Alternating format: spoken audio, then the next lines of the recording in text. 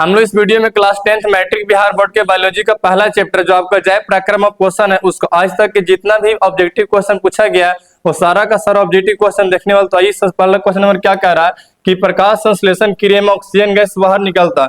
देखिए प्रकाश संश्लेषण क्रिया में क्या होता है कि जो हरे पेड़ पौधे होते हैं वो सूर्य की प्रकाश की उपस्थिति में वायुमंडल से कार्बन डाइऑक्साइड और पृथ्वी से जल खनिज लवण को ग्रहण कर अपना भोजन स्वयं बनाते हैं और उत्पाद के रूप में क्या होता है कि ऑक्सीजन गैस को मुक्त करते हैं। ये सारा संपूर्ण प्रक्रिया जो होता है वो प्रकाश संश्लेषण कहलाती है। तो ये जो प्रकाश संश्लेषण के दरमियान क्या होता है कि जो ऑक्सीजन गैस निकलती है वो किससे निकलती है, तो आपको निकलता है जल से। किससे आपको निकलता है? जल से। अगर क्वेश्चन आपको आया कि प्रकाश संश्लेषण क्रिया में ऑक्सीजन बाहर किससे निकलती है, उसका आंसर बोलिए क्या होता है? जल होता है। यहाँ से एक और क्वेश्चन क्या बनता है कि प्रकाश संश्लेषण क्रिया में उत्पाद के रूप में कौन सी गैस निकलती है, तो अगर उत्पाद बोलेगा तो उसका आंसर बोलिए क्या होता है? ऑक्सीजन होता है। अगर बोला कि ऑक्सीजन किससे निकलती है तो ऑक्सीजन आपके किससे निकलता है? वो निकलता है आपका जल से निकलता है।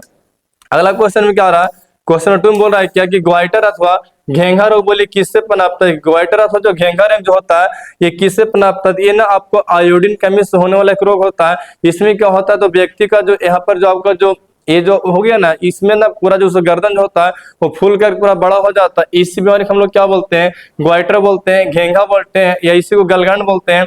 ये जो बीमारी जो होती है वो आयोडीन कमी होने से होता है। यानी आपका जो खाना हो गया उस खाना में अगर आयोडीन की मात्रा कम होता है उसके चलते आप घेंघा या गलगंड हो जाते हैं। हालांकि ये क्वेश्चन आपको चैप्टर 5 का है, इसमें दे दिया तो बात अलग है। लेकिन घेंघा रोग बोले किससे होता है? तो आयोडीन कमी से। घेंघा बोले, गलगंड बोले या ग्वाइटर बोले, इन तीनों का आंसर बोलिए क्या होता है? आपका आंसर आपको हो जाएगा आयोडीन। अगला क्वेश्चन में क्या कह रहा है कि कुटपाद किसमें पाया जाएगा। कुटपाद जो क्या होता है अमीबा में पाया जाता है और अमीबा क्या करता है तो कुटपाद की मदद से गति करता है। प्लस में जो अमीबा के पास जब भोजन बहुत करीब रहता है तो अमीबा क्या करता है कि अपने चारों ओर कुटपाद को बड़ा करता है अब भोजन को पकड़ के ना अपने अंदर समाहित कर लेता है। तो क्वेश्चन कह रहा है कि कुटपाद किसमें पाया जाता है? तो कुटपाद जो होता है वो आपका अमीबा में पाया जाता है और अमीबा जो होता है वो कुटपाद की मदद से क्या करता है? गति करता है। प्लस में आपको जो अमीबा जो होता है वो कुटपाद की मदद से क्या करता है? भोजन को पकड़ने काम करता है। यहाँ से आपको 3 क्वेश्चन आता है कि अमीबा गति किससे करता है? कुटपाद से। सेकेंड आपको आएगा कि अमीबा भोजन बोली किससे पकड़ता है? कुटपाद से। तीसरा आएगा कि कुटपाद किससे पाया जाता है तो उसका आंसर बोली क्या हो जाएगा आपको? अमीबा। यानी कुटपाद बोली किसमें होते हैं? तो अमीबा में पाया जाता है। क्वेश्चन नंबर 4 में क्या बोल रहा है कि मंड परीक्षण के लिए हरी पत्ती पर आयोडीन डालने से पहले पत्ती को एल्कोहल में उबाला जाता है। क्यों? देखिए हम लोग जब मंड का परीक्षण करते हैं तो मंड के परीक्षण करने से पहले क्या होता है तो पत्ती को एल्कोहल में डालकर उसका जितना भी जो क्लोरोफिल होता है वो पूरा क्लोरोफिल घोल देते हैं। ऐसा करने के पीछे मेन कारण क्या होता है क्योंकि अगर पत्ती में अगर क्लोरोफिल रहेगा तो उस पर जैसे ही हम लोग अगर आयोडीन का घोल डालेंगे तो आयोडीन घोल डालने से जो आपका नीला रंग बनेगा वो नीला रंग आपको क्लियर दिखाई देने वाला में से नहीं। इसलिए क्लियर और स्पष्ट दिखाई देने के लिए पत्ती को हम लोग क्या करते हैं एल्कोहल में डाल करके उसका जितना भी जो क्लोरोफिल होता है उस क्लोरोफिल को हम लोग क्या करते हैं घोल देते हैं।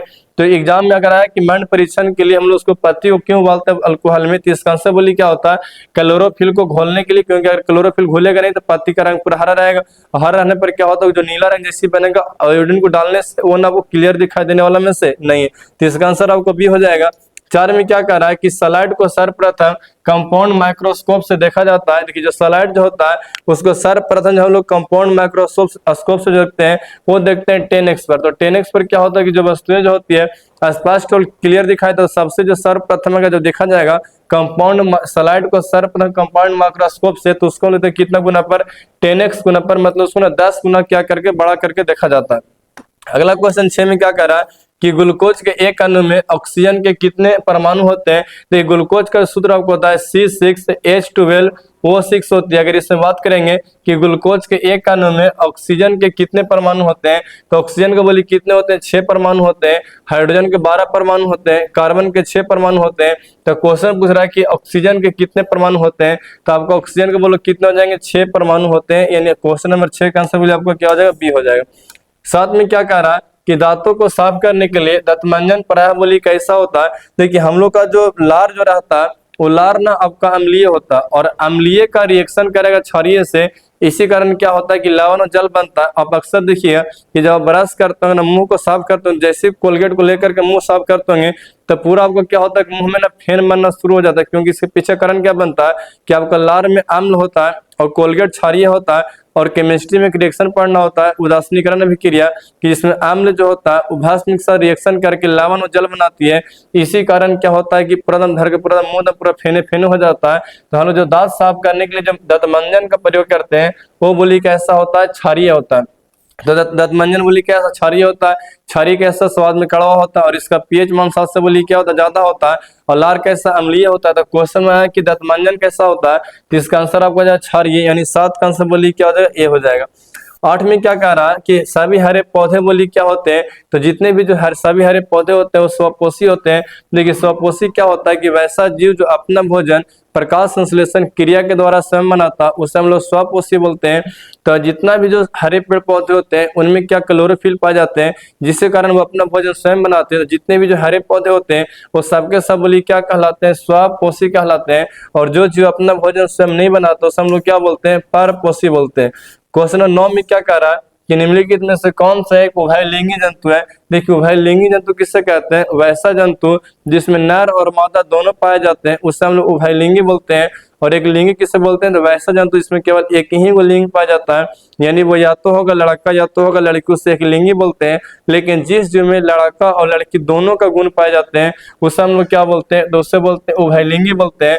देखिए तो केचुआ जो होता है ना, केचुआ उभयलिंगी होता है। तो इसका आंसर आपको ये हो जाएगा, क्योंकि केचुआ में क्या होता है कि केचुआ और केचुआ साथे होते हैं, यानी दोनों बोली क्या रहेंगे, साथे रहते हैं। तो जब दोनों नर और मादा साथे रहेंगे तो उससे उभयलिंगी बोलते हैं। तो इसमें उभयलिंगी बोली कौन हो जाएगा, तो आपका आंसर केचुआ हो जाएगा, यानी इसका आंसर हो जाएगा 9 का बोली क्या हो जाएगा, ए हो जाएगा। आगे 10 में क्या बोल रहा है कि अमीबा अपना भोजन बोली कैसे पकड़ता है। देखिए अमीबा के क्या होता है कि जैसे अमीबा के पास जब भोजन करीब आता है तो अमीबा अपने चारों ओर क्या करता है, कुटपाथ का निर्माण करता है, और जिस कुटपाथ से वो गति करता है उसी कुटपाथ से क्या करता है, तो भोजन को पकड़ने काम करता है। इसको स्यूडोपोडिया बोलते हैं। तो अमीबा अपना भोजन बोली किससे पकड़ता है, तो कुटपाथ से पकड़ता है। तो 10 का जवाब का आंसर हो जाएगा, 10 का आपका सी हो जाएगा। अमीबा गति भी कुटपाथ से करता है, भोजन भी कुटपाथ से पकड़ता है, दोनों का आंसर बोली क्या होता है, कुटपाथ ही होता है। प्लस में अमीबा का ना कोई निश्चित आकार आपका नहीं होता। अगला क्वेश्चन 11 में क्या कर रहा है कि आयोडीन की कमी से कौन सा रोग होता है। देखिए आयोडीन की कमी होने से क्या होता है, घेंगा रोग हो जाती है, एरे बोलते हैं, ग्वाइटर बोलते हैं, या एरे गलगंड बोलते हैं। जिसमें यहाँ पर जो घेंगा होता है, ये जो कंठ होता है, एक कंठ पूरा फूल करके सूज करके बड़ा हो जाता है, तो उस बीमारी को हम लोग क्या बोलते हैं, घेंगा या गलगंड बोलते हैं। इसलिए आप लोग जब भी खाना खाते हैं तो उस खाना में ना आपको आयोडीन युक्त नमक का होना बहुत जरूरी है। नहीं तो जैसे आपके शरीर में आयोडीन की मात्रा कम है आपको घेंगा या गलगंड रोग हो जाएगा। फिर आपको ना जल्द फिर ठीक होता होता नहीं है, फिर शायद दिन आपको देखने में इसी पूरा खराब लगेगा, आपको पसंद आपको भी करने वाला में से नहीं है। कह रहा है कि इसकी उपस्थिति कारण पौधों का रंग हरा होता है। देखिए पौधों का रंग हरा की बात की जाए तो क्लोरोफिल की उपस्थिति कारण क्या होता है, पौधों का रंग जो होता है वो हरा होता है। जिसका आंसर बोली क्या हो जाता है, आपको हो जाएगा ए हो जाएगा, यानी क्लोरोफिल का रंग बोली, पौधों का रंग बोली क्या होता है, हरा होता है। तो अगर क्लोरोफिल नहीं रहेगा तो पौधों का रंग हरा होने वाला में से नहीं। अगला कह रहा है कि हाइड्रा में क्या क्या पाया जाता है। हाइड्रा में अगर क्या पाया जाता है, तो हाइड्रा में ना किसी प्रकार का मस्तिष्क नहीं, उसमें ब्रेन नहीं होता है। हाइड्रा में किसी प्रकार का नर्वस सिस्टम नहीं होते हैं। हाइड्रा में उसका मुंह वगैरह नहीं, तो बस हाइड्रा में क्या होता है, स्पर्शक होता है, जिसकी मदद से क्या करता है, वो गति वगैरह करता है। और प्लस में ना बस उसी से क्या करता है कि आसपास में जितना भी भोजन वगैरह हो गया या फिर गति वगैरह हो गया, तो जो गति करने के लिए जो काम करता है वो किससे करता है, स्पर्शक से करता है। तो हाइड्रा में बोली क्या पाए जाते हैं, तो हाइड्रा में आपका स्पर्शक होता है। क्या हो जाएगा, हाइड्रा में स्पर्शक होता है। बिहार बोर्ड ने क्वेश्चन बहुत बार पूछा है कि हाइड्रा में क्या नहीं पाया जाता है, तो उसका आंसर अगर बिहार बोर्ड के तो फिक्स बोलते हैं कि उसका आंसर ना मस्तिष्क ही होता है। कि हाइड्रा में क्या नहीं पाया जाता तो उसका आंसर मस्तिष्क होता है। लेकिन यह कह रहा है कि हाइड्रा में क्या पाया जाता है, उसको हम लोग क्या बोलते हैं, स्पर्शक बोलते हैं। तो हाइड्रा में बोली क्या पाया जाता है, स्पर्शक पाया जाता है। क्वेश्चन नंबर 14 में क्या कह रहा है कि ग्लूकोज का रासायनिक सूत्र बोली क्या होता है, तो ग्लूकोज का सूत्र आपको होता है C6H12O6 होता है। ये ग्लूकोज का सूत्र बोली क्या होता है, C6H12O6 होता है। तो अगर ऑप्शन देखिएगा तो C6H12O6, उस हिसाब से आपका जो 14 का आंसर बोली क्या हो जाएगा, सी हो जाएगा। तो ग्लूकोज का सूत्र बोली क्या, C6H12O6। यहाँ पर एक क्वेश्चन पूछता है कि ग्लूकोज के एक अणु में ऑक्सीजन के कितने परमाणु होते हैं, तो उसका आंसर आपका 6 होगा। अगला क्वेश्चन कह रहा है कि अमीबा में अधिकांश पोषण बोली कौन सा होता है, तो अमीबा में जो अधिकांश पोषण होता है वो आपको होता है आंतरग्रहण। देखिए आंतरग्रहण का मतलब क्या होता है कि अगर कोई जीव अपना शरीर के कोई भी भाग से सीधे खाना को अपने अंदर प्रवेश करा लेता है तो उसे हम लोग क्या बोलते हैं, अंतर्ग्रहण बोलते हैं। तो अमीबा में ना तो खाने का रास्ता दिया गया, नहीं निकालने का रास्ता दिया गया, वो शरीर के किसी भाग से क्या करता है, तो भोजन को अपने शरीर के भीतर प्रवेश कर लेता है, तो उसे हम लोग क्या बोलते हैं, अंतर्ग्रहण बोलते हैं। तो अमीबा में जो अधिकांश पोषण बलि किससे होता है, अंतर्ग्रहण से होता है। तो 15 का जो आपका आंसर हो जाएगा, 15 का बलि क्या हो जाएगा, बी हो जाएगा। अब आते हैं क्वेश्चन 16 में क्या कह रहा है कि क्वेश्चन 16 के प्रकाश संश्लेषण क्रिया बोली कब होती है या किस में होती है। तो प्रकाश संश्लेषण क्रिया जो होती है वो आपको हरे पौधों में होता है, क्योंकि हरे पौधे जो होते हैं वो स्वपोषी होते हैं और इनमें क्लोरोफिल पाया जाता है। तो क्लोरोफिल के चलते जो पौधे जो होते हैं वो अपना भोजन स्वयं बनाते हैं, अपना खाना क्या करते हैं, वो स्वयं बनाते हैं। तो जितना भी जो प्रकाश संश्लेषण क्रिया बोली किस में होती है, हरे पौधों में होती है। बाकी जो सबके सब जीव जो होते हैं वो को परपोषी में आ जाएंगे क्लास 10 के अनुसार से। अगला 17 में क्या कह रहा है कि दांत की सबसे ऊपरी परत हम लोग क्या बोलते हैं। देखिए दांत की दो परत होती है, एक को बोलते हैं इनामेल और एक को बोलते हैं डेंटाइन बोलते हैं। तो दांत का जो ऊपर का जो परत है उसको इनामेल बोलते हैं, जो दांत का सबसे कठोर भाग होता है, और दांत की जो आंतरिक परत होती है वो डेंटाइन कहलाती है। तो क्वेश्चन में क्या बोल रहा है कि दांत की सबसे ऊपरी भाग वाली क्या कहलाती है। तो दांत का सबसे ऊपरी भाग को हम लोग क्या बोलते हैं, इनामेल बोलते हैं। और इनामेल जो होता है वो दांत का सबसे बोली क्या होता है, आपका कठोर भाग होता है। यानी 17 का कभी हो जाएगा। 18 नंबर क्वेश्चन में क्या करा, मानव आहार नल का सबसे लंबा भाग बोली कौन सा है। तो मानव आहार नल का जो सबसे लंबा भाग है वो आपको छोटी आंत होती है। छोटी आंत की लंबाई जो होती है वो आपको 6 मीटर से लेकर के आपको 7 मीटर होती है। और पूरा अगर आहार नल की लंबाई की बात करेंगे तो पूरा आहार नल की लंबाई आपको जो होता है वो आपको 8 से 10 मीटर होता है। उसमें से खाली छोटी आंत की बात करेंगे तो छोटी आंत की लंबाई कितनी होती है, 6 से 7 मीटर हो जाती है। छोटी आंत में क्या होता है ना, उसकी लंबाई ज्यादा होती है लेकिन उसका चौड़ाई कम होने से क्या होता है, छोटी आंत को छोटी आंत बोला गया, नहीं तो लंबाई में क्या सबसे ज्यादा होता है। और बड़ी आंत के साथ क्या होता है ना कि उसकी लंबाई कम होती है और चौड़ाई में ज्यादा होता है, उसी चलते उससे क्या बोला गया, बड़ी आंत बोला गया है। तो चौड़ाई अगर ज्यादा रहेगा तो बड़ी कहलाएंगे, लंबा चौड़ाई अगर कम रहे तो क्या कहलाएंगे, छोटी कहलाएंगे। तो मानव आहार नल के सबसे लंबे भाग हम लोग क्या बोलते हैं, छोटी। मैग्नीशियम बोली किसमें पाया जाता है, तो मैग्नीशियम जो होता है वो क्लोरोफिल में पाया जाता है। और क्लोरोफिल पत्तियों के क्लोरोप्लास्ट में पाई जाती है, जिसके कारण पत्ती का रंग कैसा आपको तो हरा होता है। तो मैग्नीशियम किसमें पाया जाता है, क्लोरोफिल में पाया जाता है। अगला क्वेश्चन क्या करा कि स्वपोषी पोषण के लिए बोली क्या आवश्यक है। देखिए स्वपोषी पोषण किसे कहते हैं, तो वैसा पोषण जिसमें जीव अपना भोजन प्रकाश संश्लेषण क्रिया द्वारा स्वयं संश्लेषित करता है, उसे हम लोग क्या बोलते हैं, स्वपोषण बोलते हैं। तो स्वपोषण पोषण के लिए क्या होता है, आपको सूर्य की प्रकाश चाहिए, क्लोरोफिल चाहिए, वायुमंडल से कार्बन डाइऑक्साइड चाहिए, अगर फिर आपको पृथ्वी से जल खनिज लवण चाहिए। अगर आपको ये 4 चीज मिलेंगे तो पेड़ पौधे जो होते हैं प्रकाश संश्लेषण क्रिया द्वारा अपना भोजन स्वयं बनाते हैं, नहीं तो फिर वो ना अपना खाना स्वयं बनाने वाला में से नहीं। क्वेश्चन पूछता है कि प्रकाश संश्लेषण के लिए कुल कितनी कच्ची सामग्री की आवश्यकता होती है। तो प्रकाश संश्लेषण के लिए कुल 4 कच्ची सामग्री की आवश्यकता होती है। पहला क्या होता है कि आपका सूर्य की प्रकाश हो गया, कार्बन डाइऑक्साइड हो गया, क्लोरोफिल हो गया, फिर पृथ्वी से जल और खनिज लवण हो गया। इन चारों जब पेड़ पौधों को मिलता है तो पेड़ पौधे क्या करते हैं कि अपना खाना को स्वयं बनाते हैं, जिसे हम लोग क्या बोलते हैं, प्रकाश संश्लेषण बोलते हैं। तो इनमें से क्या हो जाएगा, सभी हो जाएंगे, क्योंकि क्लोरोफिल चाहे करे, सूर्य की प्रकाश चाहे करे, कार्बन डाइऑक्साइड चाहे करे, तो इनमें से ना सभी को क्या होता है, आवश्यकता होती है। क्वेश्चन नंबर 21 में क्या करा है कि न्यूक्लियस शब्द का प्रयोग बोली कौन दिया था। तो न्यूक्लियस शब्द का प्रयोग सबसे पहले रॉबर्ट ब्राउन ने किया था, और वो भी कब किया था, 1831 में किया था। और न्यूक्लियस जो केंद्रक होता है, केंद्रक को कोशिका का दिमाग कहते हैं। न्यूक्लियस क्या करता है कि हमारे शरीर का कौन सा अंग कहाँ बनेगा इस चीज को डिसाइड करता है। नहीं तो जैसे आपका अंगुली 5 गो है तो नहीं तो वो 6 गो बन जाता है।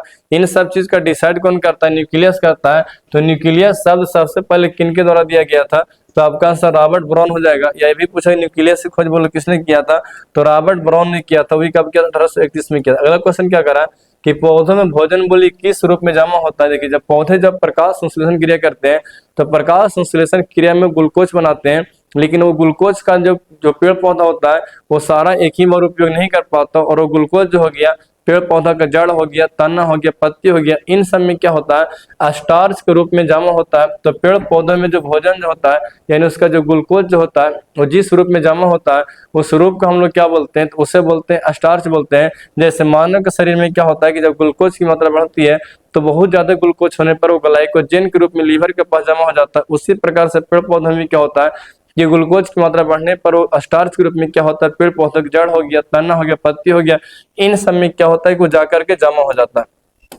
क्वेश्चन 27 में क्या कह रहा है कि पौधे और पशुओं की कोशिकाओं का वैज्ञानिक अध्ययन बोलिए क्या कहलाता है। कोशिका का अगर अध्ययन कीजिएगा तो कोशिका का अध्ययन बोलिए क्या कहलाता है, साइटोलॉजी कहलाता है, जिसको हम लोग हिंदी में क्या बोलते हैं, कोशिका विज्ञान बोलते हैं। तो अगर आप देखिए जितना जो मानव शरीर हो गए इनका जो संरचनात्मक और क्रियात्मक है वो लोग कोशिका बोलते हैं। और अगर कोशिका के बारे में अध्ययन किया जाए तो कोशिका का अध्ययन बोलिए क्या कहलाता है, साइटोलॉजी कहलाता है, या और हम लोग हिंदी में क्या बोलते हैं, कोशिका विज्ञान बोलते हैं। और कोशिका का अध्ययन बोलिए क्या कहलाएगा, साइटोलॉजी कहलाता है।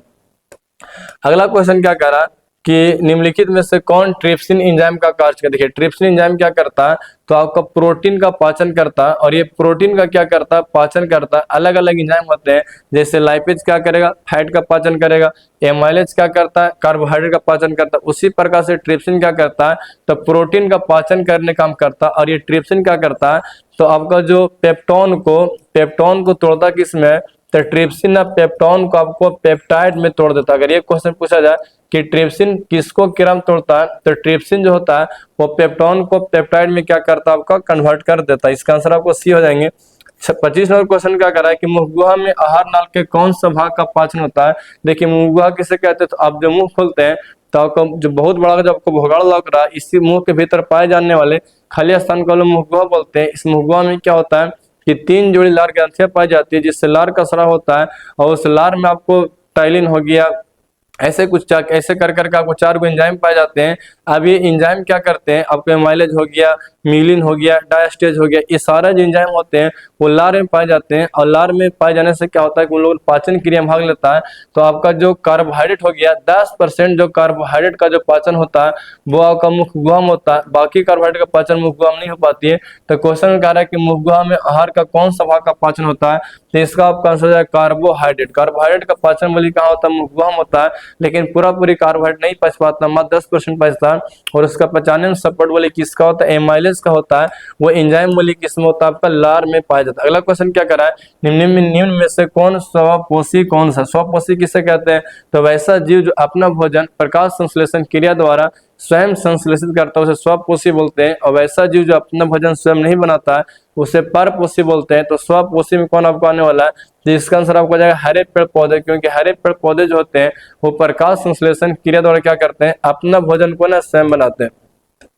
27 नंबर क्वेश्चन में क्या कह रहा है कि जीवन की एक महत्वपूर्ण विशेषता बोली क्या। देखिए अगर कोई जीव है तो उसमें कुछ लक्षण होते हैं, जैसे अगर वो क्या करेगा, तो अपने जैसा नया संतान पैदा करेगा, वो सांस लेगा, वो गति करेगा। तो उन्हीं सब लक्षणों में से एक लक्षण पूछ रहा है कि अगर कोई जीव अगर जिंदा है तो जीवन की एक महत्वपूर्ण विशेषता बोली क्या होती है, तो वो आपको होता है वृद्धि। कि अगर कोई जिंदा रहेगा तो जितना जो सजीव होते हैं तो सजीव में क्या होता है कि वृद्धि होता है, क्योंकि जो मर गया वो बढ़े उड़ेगा नहीं। तो सजीव का एक वृद्धि एक लक्षण बोली क्या होता है कि वो क्या होता है, ऐसा लगा उसका लक्षण बहुत से होते हैं कि श्वसन करेगा, पोषण करेगा, परिवहन करेगा, उत्सर्जन करेगा, गति करेगा, प्रजनन करेगा। लेकिन इन सब में से अगर ऑप्शन चुनेगा तो ऑप्शन के हिसाब से बोली ज्यादा का देखा जाए तो कह रहा सजीव की विशेषता में क्या हो जाएंगे, तो आपको हो जाएगा वृद्धि। क्या हो जाएंगे, वृद्धि। यानी सजीव जितना भी जिंदा रहते हैं वो बोली क्या करते हैं, उनका ना ग्रोथ होता है। जैसे हम लोग तनिक होते हैं, अब सारा बड़के हो गए। स्वपोषी पोषण बोली किसमें होता है, तो स्वपोषी पोषण जो होता है हरे पेड़ पौधों में होता है, कवक में भी होता है, और क्या बोलते हैं कवक में आपका नहीं होता।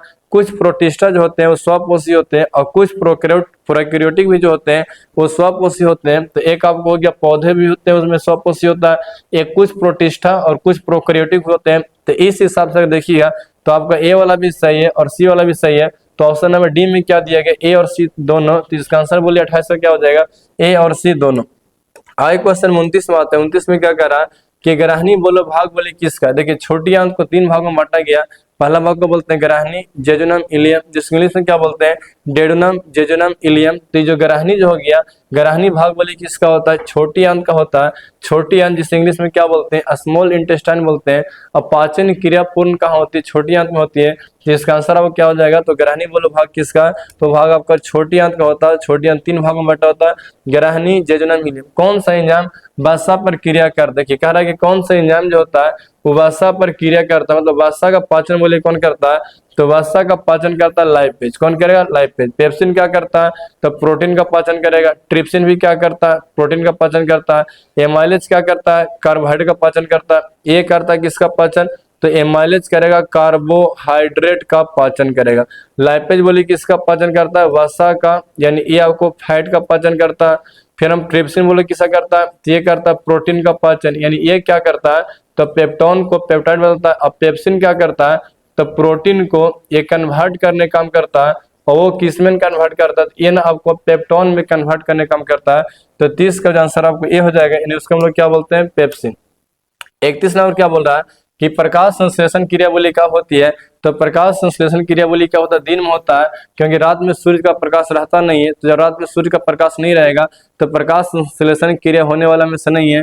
तो प्रकाश संश्लेषण क्रियावली क्या होती है दिन में होती है। अब बताओ ससुरा रात में कैसे होगा प्रकाश संश्लेषण, तो प्रकाश संश्लेषण वाली क्या होता है दिन में होता है, क्योंकि प्रकाश संश्लेषण के लिए क्या होता है सूर्य की प्रकाश बहुत ज्यादा क्या होता है उसकी आवश्यकता होती है। तो रात में केवल और केवल रात का होता है, प्रकाश संश्लेषण क्रिया होने वाला में से नहीं है। अगला क्वेश्चन क्या कह रहा है कि मृत जीवी का उदाहरण बोली कौन सा है। मृत जीवी किसे कहते हैं, तो वैसा जीव जो अपना भोजन मृत जंतु एवं मृत पौधों से प्राप्त करता है उसे मृत जीव बोलते हैं। जैसे अगर बात कीजिएगा तो इसमें आपको गोबर छत्ता हो जाता है। तो जहां तक देखते होंगे तो बरसात मौसम में क्या होता है कि कोई लकड़ी उकड़ी कोई सूखा लकड़ी है, पुराना लकड़ी है, या कहीं जानवर का लैट्रिन वगैरह, तो उस पर क्या होता है कि गोबर छत्ता जलम जाता है, जिसको गाँव के लोग क्या बोलते हैं मशरूम बोलते हैं या खोखड़ी बोलते हैं। तो गोबर छत्ता बोलो किसका होता है, तो मृत जीवी का उदाहरण होता है। तो गोबर छत्ता बोली किसका उदाहरण, तो आपको मृत जीवी का उदाहरण है, यानी 32 का आपको सी हो जाएंगे। 33 में क्या करा कि पौधों में प्रकाश संश्लेषण का स्थान बोली कहाँ होता है, तो प्रकाश संश्लेषण बोली कहाँ होता है, तो क्लोरोप्लास्ट में होता है। क्लोरोप्लास्ट में क्या होता है क्लोरोफिल पाए जाते हैं, और उसी में बोली क्या होता है तो प्रकाश संश्लेषण क्रिया होती है। तो प्रकाश संश्लेषण का स्थान बोली कहाँ होता है क्लोरोप्लास्ट में। अगर क्लोरोप्लास्ट के और अगर अंदर जाते हैं तो क्लोरोप्लास्ट के अंदर एक ग्राना होता है, तो ग्राना में क्या होता है प्रकाश संश्लेषण क्रिया होती है। लेकिन इस ऑप्शन के हिसाब से कहा कि पौधों में प्रकाश संश्लेषण का स्थान बोली कहाँ होता है, तो उसका आंसर आपको होता है क्लोरोप्लास्ट में, और क्लोरोप्लास्ट में क्लोरोफिल पाए जाते हैं, जिसके कारण पत्ती का रंग बोली कैसा होता है हरा होता है। अगला 34 नंबर क्वेश्चन क्या कह रहा है कि भोजन का पचना बोली कौन सी विक्रिया होती है। जब भोजन पचता है तो उस समय क्या होता है कि जो हम लोग जो जब खाना खाते हैं तो ग्लूकोज बनता है, और ग्लूकोज जब ऑक्सीजन के संपर्क में जाकर टूट जाता है तो टूटने के लिए ऑक्सीजन चाहिए। तो इस तरह से हम लोग बोल सकते हैं कि भोजन की पचना जो क्रिया होता है उसको हम लोग क्या बोलते हैं उपचयन बोलते हैं।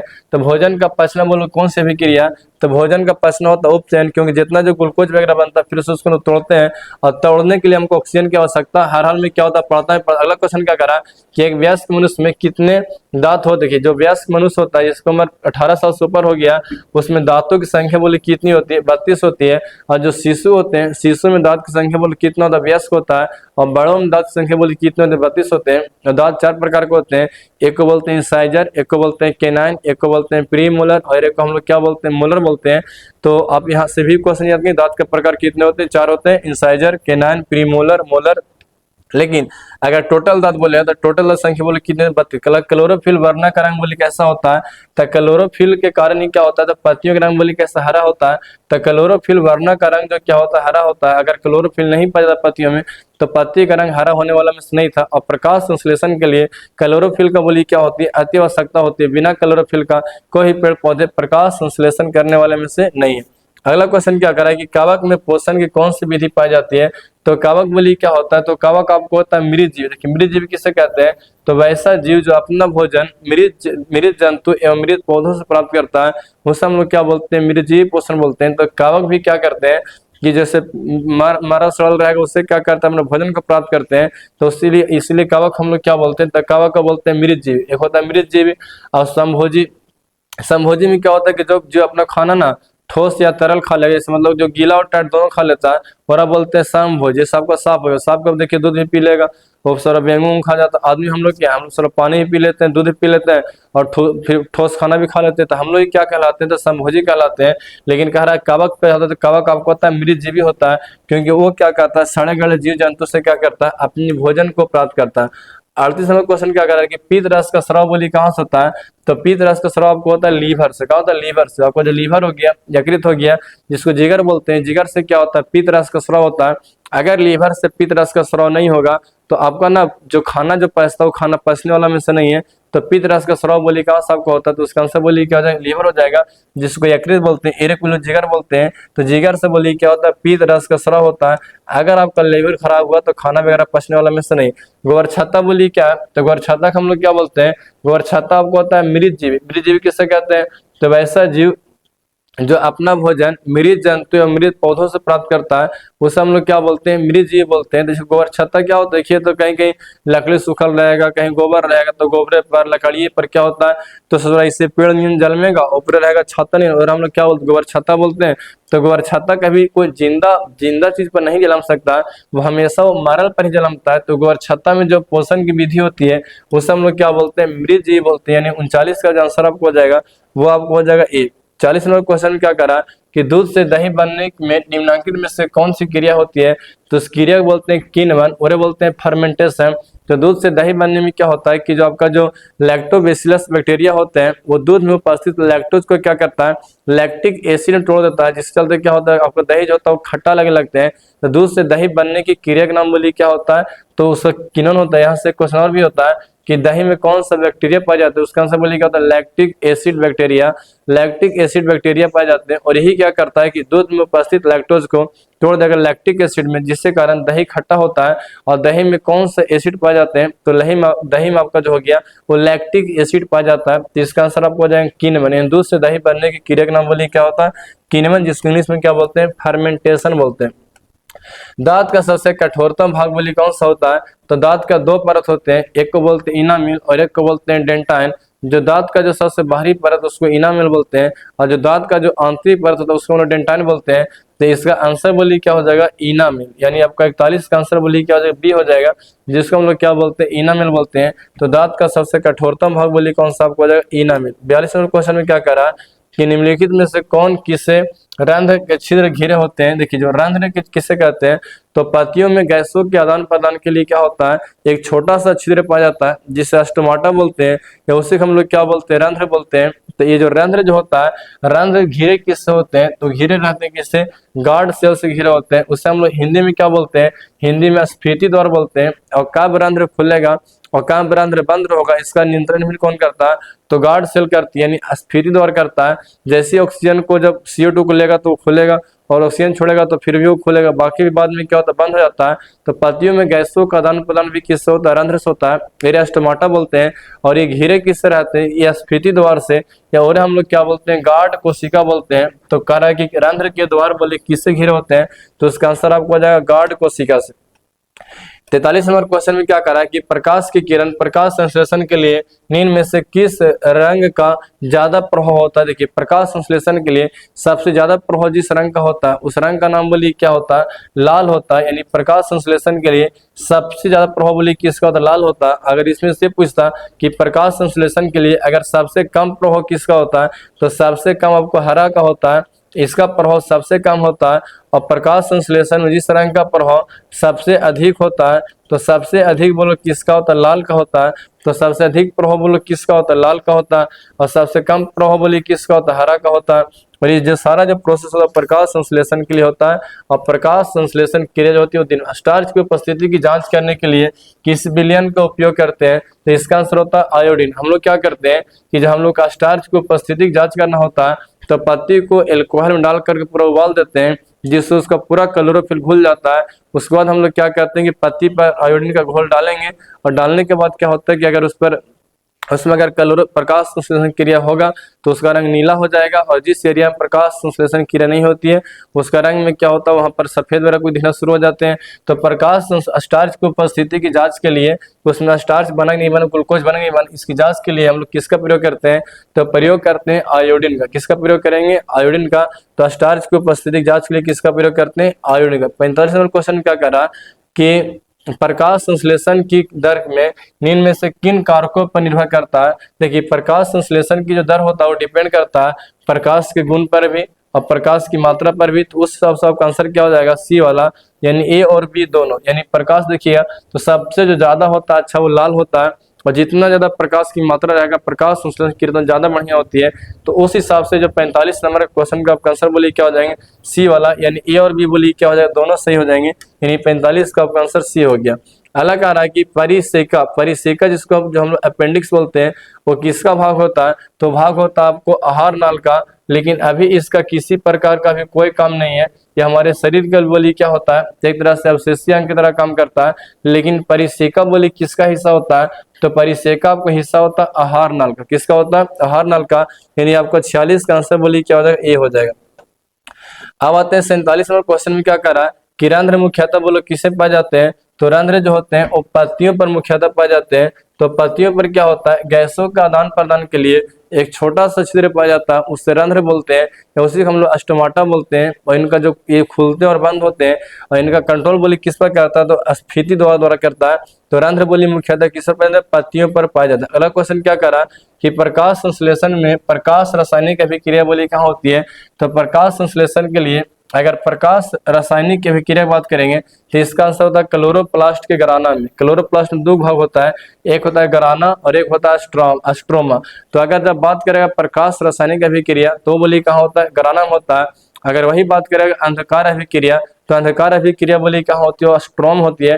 तो क्वेश्चन में कह रहा है कि प्रकाश संश्लेषण की प्रकाश रासायनिक अभिक्रिया बोली क्या होती है? प्रकाश संश्लेषण जो कहाँ होता है? वो क्लोरोप्लास्ट क्लोरोफिल्म होता है। लेकिन उसके अंदर दो पार्ट, एक को बोलते हैं स्ट्रोमा और एक को क्या बोलते हैं? घराना बोलते हैं। तो अगर प्रकाश रासायनिक बोलेगा तो उसका आंसर हो जाएगा आपको घराना हो जाएगा। अगर वही अंधकार रासायनिक बोले तो उसका आंसर बोली क्या हो जाएंगे? स्ट्रोमा हो जाएंगे। तो यहाँ पर बोल क्या रहा है? प्रकाश अभिक्रिया, तो इसका आंसर बोली क्या हो जाएगा? क्लोरोप्लास्ट के घराना में। क्या हो जाएंगे? क्लोरोप्लास्ट के घराना में। क्वेश्चन 49 में आते हैं। 49 में क्या करा है कि एक परजीवी पौधा का उदाहरण बोली कौन सा? परजीवी किसे कहते हैं? तो वैसा पौधा जो अपना भोजन या वैसा जीव जो अपना भोजन किसी दूसरे जीव के शरीर में अस्थायी या अस्थायी रूप से रह कर उससे प्राप्त करता है, उसे हम लोग क्या बोलते हैं? परजीवी बोलते हैं। जैसे अगर बात कीजिएगा तो आपका आंसर अमरबेल का जो पौधा होता है, जिस पौधा के पास रहता है ना, उसमें आपको पूरा अंदर के जकड़ के पकड़ लेगा और उस पौधा से क्या करता है? अपना पोषण को प्राप्त करते हैं। सबका चमोकन हो गया, ढील हो गया, इन सब क्या करते हैं? किसी और जीव को चूस चूस के क्या करते हैं? हम लोग खाना को प्राप्त करते हैं।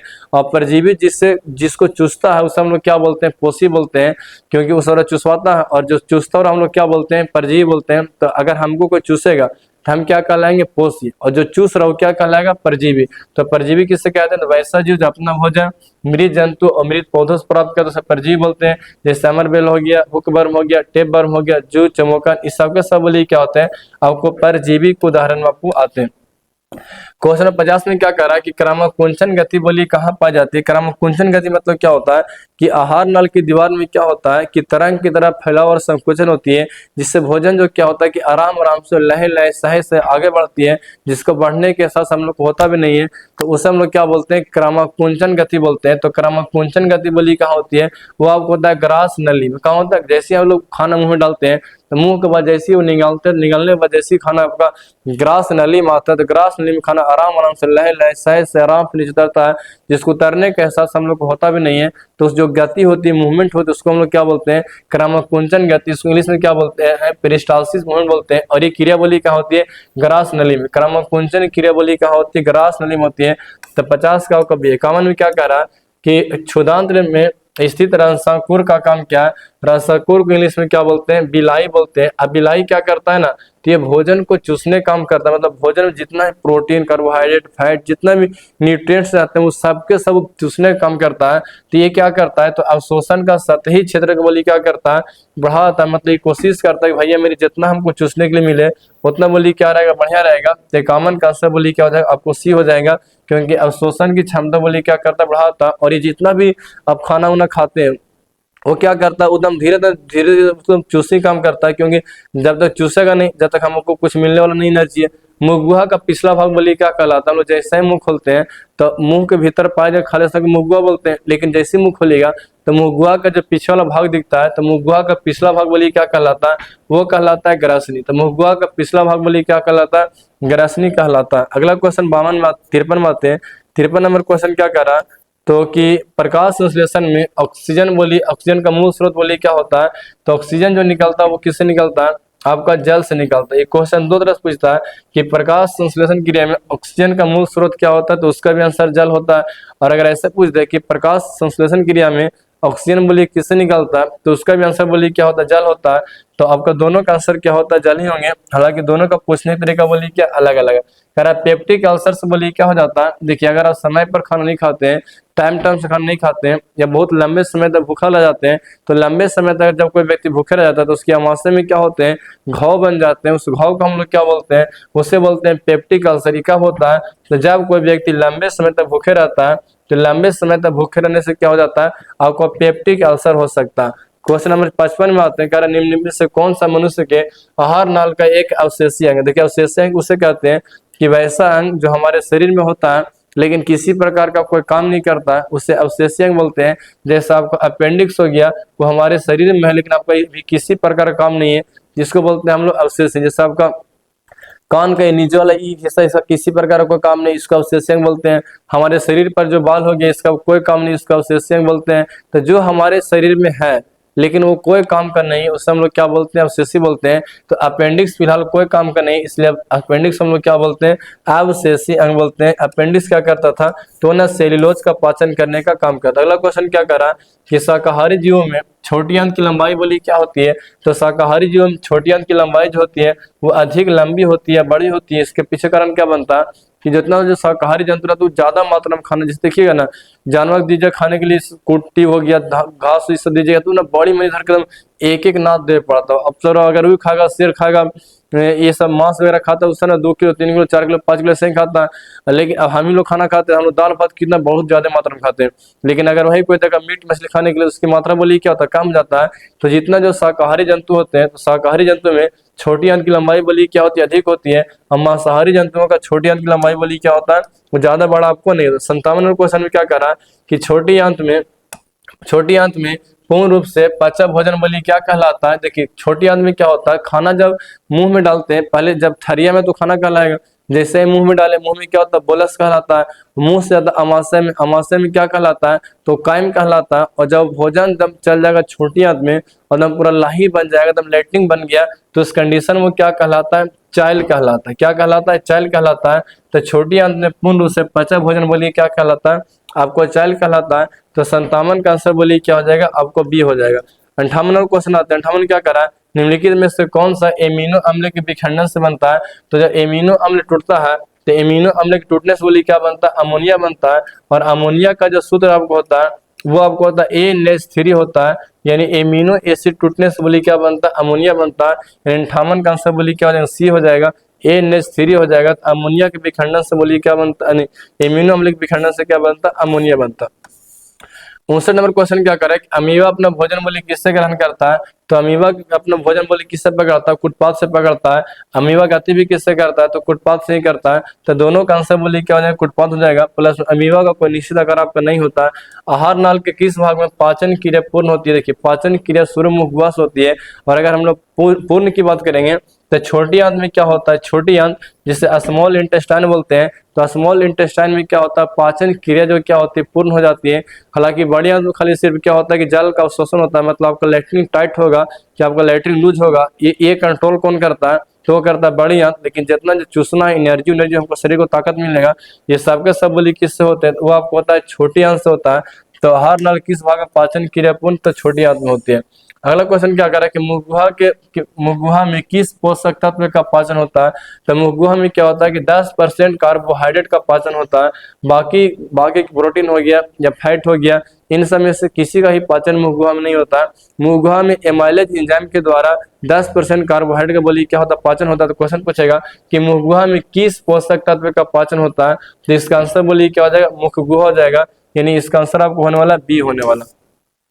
62 में क्या करेगा, निम्नलिखित में से क्या स्वपोषी पोषण के लिए आवश्यक नहीं। देखिए स्वपोषी पोषण के लिए क्या होता है, 4 पदार्थ की आवश्यकता होती है। पहला बोली क्या होता है कि सूर्य की प्रकाश होता है, क्लोरोफिल होता है, फिर आपको वायुमंडल से CO2 होता है, और पृथ्वी से जल खनिज लवण की आवश्यकता होती है। तो CO2 एकदम हर हाल में चाहिए, क्लोरोफिल भी आपको चाहे करी, सूर्य की प्रकाश चाहे करी। तो हमको ना ऑक्सीजन की आवश्यकता बोली क्या होता है, नहीं होता है, क्योंकि जब प्रकाश संश्लेषण क्रिया होती है तो प्रकाश संश्लेषण क्रिया में क्या होता है कि ऑक्सीजन गैस क्या होती है, मुक्त होती है। तो क्वेश्चन पूरा कि किसकी आवश्यकता नहीं होती है, तो हमको ऑक्सीजन की आवश्यकता नहीं होती है, क्योंकि जब प्रकाश संश्लेषण क्रिया करेंगे तो प्रकाश संश्लेषण क्रिया में क्या होता है कि ऑक्सीजन गैस बोली क्या होता है, बाहर निकलता है। अभी लास्ट क्वेश्चन है 30 नंबर क्वेश्चन, कि द्विबीजपत्री पौधों की गाढ़ कोशिका कौन सी भित्ति बोली मोटी होती है, तो इसकी जो भीतरी भित्ति जो होती है, जो आपका जो ज्यादा मोटी होती है, जो रंध्र द्वार की ओर होता है वो जो भित्ति जो तो ज्यादा मोटा होता है, बाकी बाहरी भित्ति जो होती है पतली होती है, लेकिन भीतरी भित्ति बोलिए क्या होती है तो मोटी होती है। इस तरह से आज तक में जितने भी आपको जो क्लास 10th का जो पहला चैप्टर है जैव प्रक्रम और पोषण, उससे जितना भी आपको प्रीवियस ईयर क्यू का ऑब्जेक्टिव क्वेश्चन पूछा गया था, हमने टोटल 63 क्वेश्चन देखा, हमने एक एक देख लिए। अब इससे ना उम्मीद है कि बाहर क्वेश्चन आने के चांस बहुत कम होता है। बाकी जो हम अगला वीडियो लेकर आएंगे सब केमिस्ट्री हो गया या बायोलॉजी का या फिजिक्स का ही कोई टॉपिक लेकर आने वाले हैं। तो अगर आपको वीडियो बहुत अच्छा लगता हो तो ऐसा ही और वीडियो के लिए अपने चैनल को क्या कि सब्सक्राइब कर लीजिए। तब तक के लिए इतना ही, बाकी आपको अगली वीडियो